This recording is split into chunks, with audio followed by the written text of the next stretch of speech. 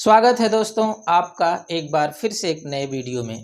दोस्तों आज का टॉपिक है 2024 या 2025 में हम बीएड करें या बीटीसी करें। दोस्तों जब से माननीय सर्वोच्च न्यायालय या सुप्रीम कोर्ट का ये फैसला आ गया कि अब बीएड वाले प्राइमरी में नहीं जा सकते हैं, यानी बीएड वाले प्राइमरी के टीचर नहीं बन सकते हैं, उसकी भर्ती नहीं देख सकते हैं, तब से यह कन्फ्यूजन का विषय बन चुका है कि आखिर अब हम क्या करें। तो जो लोग बीएड या बीटीसी नहीं कर रहे हैं वो तो अपना सोच समझकर कुछ ना कुछ कर ही लेंगे और उन्हें क्या करना है मैं इस वीडियो के माध्यम से बताऊंगा ही। बाकी जो लोग बीएड कर रहे हैं, 1 या 2 सेमेस्टर उनका बीत चुका है, 1-2 सेमेस्टर बचा हुआ है, उन्हें भी कन्फ्यूजन है कि अब हम क्या करें, हम तो बीच में हैं, हमारा क्या होगा। बाकी वे लोग भी कन्फ्यूजन में हैं, चिंतित हैं। जो लोग बीएड कर चुके हैं वो लोग सोच रहे हैं कि अब हमारा क्या होगा, क्या हम फिर से बीटीसी कर लें या डीएलएड कर लें। तो इन सारे सवालों का जवाब आपको हम इस वीडियो के माध्यम से देंगे। लास्ट तक आप बने रहिए। इस वीडियो को पूरा देखने के बाद आप खुद ही निष्कर्ष निकाल लेंगे कि हमें आगे क्या करना चाहिए। चाहे आप बीएड या बीटीसी न कर रहे हों तो भी, या 1-2 सेमेस्टर आपका हो गया है तो भी, या आप पूरा बीएड 1 या 2 साल पहले कर लिए हैं तो भी आपको सारे सवालों का जवाब इस वीडियो के माध्यम से मिल जाएगा। तो चलिए आइए हम शुरू करते हैं। ये देखिए यहाँ पर मैंने 2 कॉलम बनाया है। एक तरफ मैंने लिखा है बीएड और दूसरी तरफ बीटीसी या फिर डीएलएड। बीटीसी को ही डीएलएड कहते हैं। अब हम इस दोनों कॉलम में बीएड की क्या खासियत है और बीटीसी की क्या खासियत है, इन दोनों बातों का हम एक साथ तुलना करेंगे और आप कौन सी सीरीज से मैच कर रहे हैं उसी हिसाब से आप निष्कर्ष निकाल लेंगे कि हमें क्या करना चाहिए। जो जो बातें मायने रखती हैं बीएड या बीटीसी करने में, जो अंतर होता है, उन चीज़ों को मैंने यहाँ पर दिखाया हुआ है। तो दोस्तों हम बीएड करें या बीटीसी करें, इसमें सबसे पहली बात आती है मेरिट की। तो देखिए यहाँ पर सबसे पहला पॉइंट मैंने दिखाया है मेरिट। अगर आपकी मेरिट ग्रेजुएशन में कम है तो आपके लिए बीएड सही रहेगा, और अगर आपकी मेरिट अधिक है तो आपके लिए डीएलएड या फिर बीटीसी सही रहेगा, क्योंकि बीएड में इंट्रेंस एग्ज़ाम होता है। बाकी जो बीटीसी या डीएलएड है इसमें इंट्रेंस एग्ज़ाम नहीं होता है, बल्कि मेरिट पर सिलेक्शन होता है। मेरिट के हिसाब से काउंसलिंग होती है और आपको कॉलेज मिल जाता है। तो अब देखिए ये मेरिट का होना केवल कॉलेज मिलने की ही बात नहीं है, केवल कॉलेज मिलने के लिए ही मायने नहीं रखता है, बल्कि जब आप भर्ती देखेंगे आगे, तो अगर आप प्राइमरी से संबंधित भर्ती देखेंगे, डीएलएड या बीटीसी से संबंधित भर्ती देखेंगे, तो वहाँ पर भी आपको मेरिट की आवश्यकता पड़ेगी। यानी जब आप नौकरी पाने के लिए, यानी डीएलएड करके आप नौकरी पाने के लिए जब आप अप्लाई करेंगे तो भी आपको मेरिट की ज़रूरत पड़ेगी। ऐसा नहीं है कि डीएलएड करने के लिए कॉलेज मिल गया मेरिट से तो अब मेरिट का मतलब ख़त्म, ऐसा नहीं है। अगर आपकी मेरिट नहीं है, किसी तरह से आप डीएलएड में एडमिशन ले भी लिए, तो बाद में जब आप भर्ती के लिए अप्लाई करेंगे, सुपर टेट देंगे, तो वहाँ पर भी मेरिट देखा जाएगा और वहाँ पर भी आप फेल हो जाएंगे, क्योंकि वहाँ पर मेरिट बहुत मायने रखती है।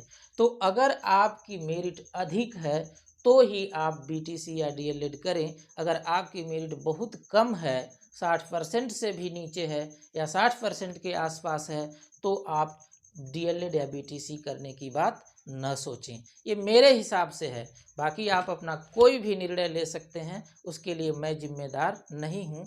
ये यहाँ पर मेरी एक सलाह है। अगर आपकी मेरिट कम है तो आप बीएड करें, क्योंकि आपको अभी से इंट्रेंस एग्ज़ाम देना है। आप बीएड करेंगे तो इंट्रेंस एग्ज़ाम देना पड़ेगा कॉलेज पाने के लिए। बाकी अगर आप आगे भर्ती भी देखेंगे, टीजीटी हुआ, पीजीटी हुआ या अन्य कई भर्तियां हैं जिसमें मेरिट नहीं देखा जाता है, आप कितने तेज तर्राक हैं, कितना आपका तैयार है, वही देखा जाता है। तो एक चीज़ तो क्लियर हो गई कि आपकी अगर मेरिट कम है तो बीएड की तरफ जाएं, और अगर मेरिट अधिक है तो आप बीटीसी या डीएलएड करें। इसके अलावा भी कई बातें हैं, आप सिर्फ मेरिट देख कर ही अभी निष्कर्ष मत निकाल लीजिए। दूसरा है एजुकेशन, तो आप पीछे किस तरह का पढ़ाई किए हुए हैं ये भी बात मायने रखती है।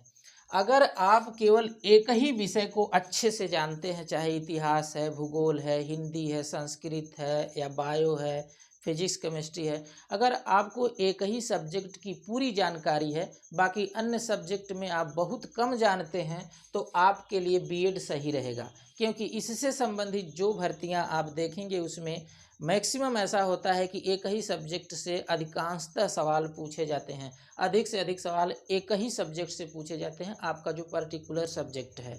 मैं अब सभी भर्ती का नाम लेकर विस्तार से बताने लगूं तो हो नहीं पाएगा। बाकी आप यही समझिए कि अगर बीएड से संबंधित आप भर्ती देखेंगे तो उसमें एक सब्जेक्ट बहुत ज़्यादा मायने रखेगा। बाकी अगर आप कई सब्जेक्ट को थोड़ा थोड़ा जानते हैं, थोड़ा इंग्लिश भी जानते हैं, हिंदी, गणित और साइंस, इसके अलावा आप जीके, जीएस, रीजनिंग, सारी चीज़ें आप थोड़ा थोड़ा जानते हैं, तो आपके लिए डीएलएड या बीटीसी सही रहेगा। बाकी तीसरा देखिए क्या है, वैकेंसी। तो इसमें देखिए वैकेंसी कम आती है और इसमें वैकेंसी अधिक आती है। अगर आप बीएड से संबंधित भर्ती देख रहे हैं तो बहुत कम वैकेंसी इसमें देखने को मिलेगा। बाकी बीटीसी से संबंधित भर्तियां देखेंगे प्राइमरी के लिए तो उसमें बहुत अधिक भर्ती आती है। लेकिन अभी आप यही सोचकर निर्णय न लें, आगे भी आप देखिए। अब देखिए तीसरा के बाद देखिए जो चौथा मुद्दा है वो नौकरी पाने का समय। इसमें देखिए नौकरी पाने का समय अधिक लग सकता है, क्योंकि भर्तियां रुक रुक करके आती हैं। कभी कभी 5 साल में आती है, कभी कभी 6-7 साल भी लग जाता है भर्ती आने में और इसे कंप्लीट होने में। बाकी डीएलएड से या बीटीसी से संबंधित भर्ती तो लगभग 5 साल में एक बार आई जाती है। इधर तो कुछ दिनों से नहीं आई है और आगे भी आएगी कि नहीं आएगी इसकी भी मैं कोई गारंटी नहीं लूँगा। लेकिन तुलनात्मक रूप से देखा जाए तो बीएड से संबंधित जो नौकरियां हैं उसमें भर्तियां थोड़ा ज़्यादा दिनों पर आती है। बाकी प्राइमरी या फिर डीएलएड या बीटी से संबंधित भर्तियां थोड़ा जल्दी आ जाती हैं। जल्दी का मतलब हर साल नहीं होती है भर्ती, इसमें भी कभी कभी 4 साल, 5 साल, कभी कभी तो 6-7 साल, 8 साल भी लग जाता है। बाकी अगली बात मायने रखती है भर्ती का चांस, यानी कि आपको कहाँ कहाँ चांस मिलेगा भर्ती जब आएगी तब। तो अगर आप बीएड किए हैं तब कहाँ कहाँ चांस मिलेगा और अगर आप बीटीसी किए हैं तब कहाँ कहाँ चांस मिलेगा, इसे भी देख करके आप निष्कर्ष निकाल सकते हैं। तो अगर आप बीएड किए हैं तो 6 से 8 तक पढ़ाने के लिए, यानी जूनियर के टीचर, और हालांकि इसमें बहुत दिनों से इधर भर्ती नहीं आई है। इसके बाद फिर 9 से 10 यानी जिसे टीजीटी कहते हैं उसमें भी पढ़ाने के लिए, और 11वीं 12वीं को पढ़ाने के लिए। इसके बाद फिर एनबीएस नवोदय विद्यालय संगठन और केवीएस केंद्रीय विद्यालय संगठन, डी यहाँ पर देखिए DSSB, और इसके बाद EMRS।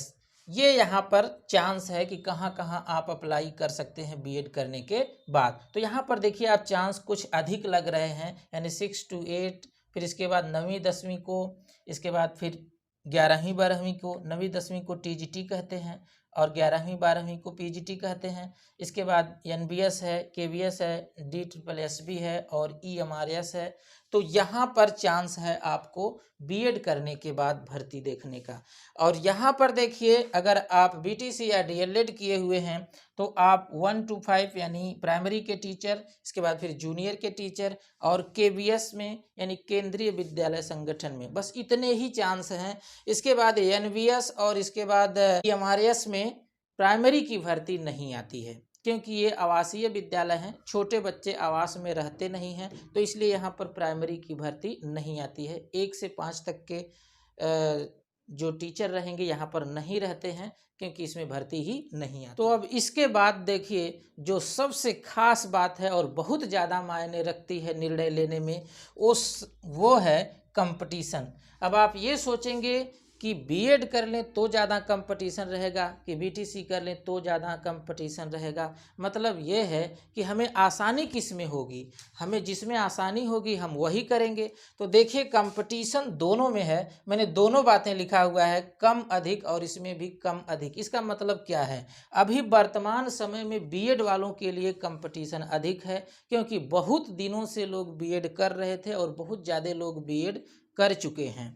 और बीटीसी में क्या है कि बहुत दिनों से लोग बीटीसी नहीं कर रहे थे, तो उसमें संख्या काफ़ी कम है, इसलिए यहाँ पर अभी कंपटीशन कम है। लेकिन यह ज़्यादा दिन की बात नहीं है, 2-3 साल में या 4 साल के बाद आप देखेंगे कि बीटीसी वालों में कंपटीशन बहुत अधिक हो जाएगा, बल्कि बीएड में कंपटीशन कम हो जाएगा, क्योंकि अब लोग बीएड कम करेंगे और बीटीसी अधिक से अधिक लोग करेंगे।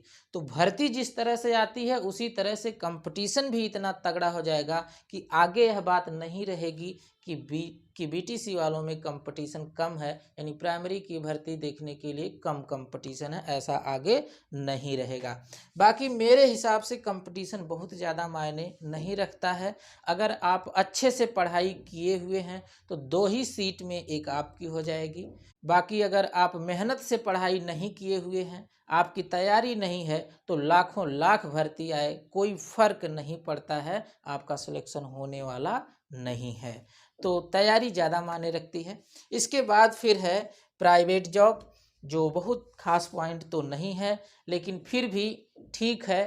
जब तक आपको नौकरी नहीं मिलती है तब तक तो यही सहारा होता है, प्राइवेट जॉब। तो अगर आप बीएड किए हुए हैं तो प्राइवेट का चांस अधिक है। आप कहीं भी प्राइवेट इंटर कॉलेज या डिग्री कॉलेज में भी आप पढ़ा करके 20-25 हज़ार 15,000 ऐसे कमा सकते हैं और अपना खर्चा तो चला ही सकते हैं। बाकी बाद में आपको जॉब मिल जाएगी तो ठीक है। एक चीज़ और मायने रखती है, अब आपके हिसाब से हो सकता है, वो है सैलरी। अगर आप बीएड से संबंधित कोई भर्ती देखते हैं, उसमें जॉब आपको मिलती है, तो उसमें सैलरी 60 से 70 हज़ार से शुरुआत होती है। और अगर आप बीटीसी किए हुए हैं, उससे संबंधित किसी भर्ती में आप जॉब पाए हैं, तो वहाँ पर आपकी सैलरी 40 से 50 हज़ार के हिसाब से रहती है, 40 से 50 हज़ार तक रहती है। यह मैं यूपी की बात कर रहा हूँ। बाकी अन्य प्रदेशों में इससे आप जैसे अभी बिहार का देख लीजिए, तो आप इससे 10-15 हज़ार घटा कर समझिए, या फिर राजस्थान में भी इससे कम सैलरी रहती है। तो उत्तर प्रदेश में अधिक सैलरी है, मैं उसके हिसाब से बात कर रहा हूँ। बाकी ये कोई ख़ास बात नहीं है, ख़ास बात तो ये है कि आपको किसी तरह से जॉब मिल जाए। आप 40-50 हज़ार कमाएंगे तो भी आपका पेट नहीं भरेगा, और अगर आप 70-80 हज़ार कमाएंगे तो भी आपका पेट भरने वाला नहीं है, क्योंकि पैसे की भूख कभी समाप्त होती ही नहीं है। बाकी आप अपने हिसाब से इन पॉइंट को नोट करें, और नोट करने के बाद आप खुद ही निष्कर्ष निकाल लें एक बार कि हमें क्या करना है।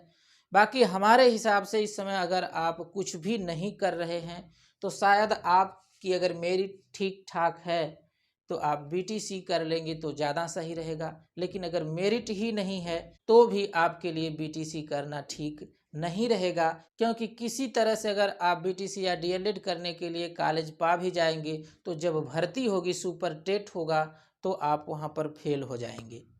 क्योंकि मेरिट आने का कई तरीका है, कई विद्यालयों के बच्चे मेहनत से पढ़ लिख करके भी मेरिट लाते हैं, और कई जगह तो बहुत कम जानकारी रखने वाले छात्र छात्राएं भी हम देख रहे हैं कि बहुत अधिक मेरिट ला दिए हैं, 90% के आसपास पहुंच गए हैं।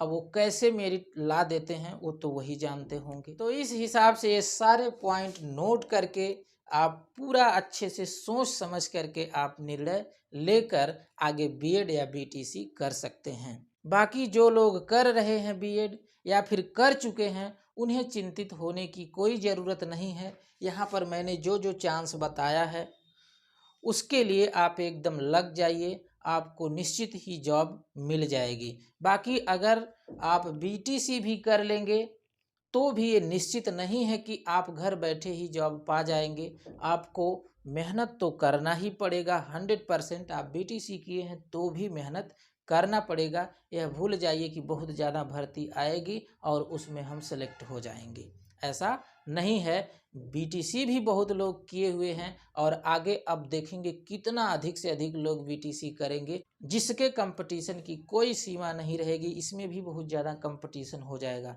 तो आपको लड़ाई लड़ना ही है, तैयारी करना ही है। तो आप बीएड किए हुए हैं तो वहीं से आप तैयारी करके एक सीट आपको चाहिए, एक नौकरी चाहिए, वो ले लीजिए। बाकी दुनिया भर की डिग्री लेने से क्या मतलब है। आगे आपकी मर्जी है, अगर आपके पास समय है तो आप कर भी सकते हैं, ये आप पर निर्भर करता है। बाकी फिर मिलते हैं किसी नेक्स्ट लेक्चर में, तब तक के लिए जय हिंद।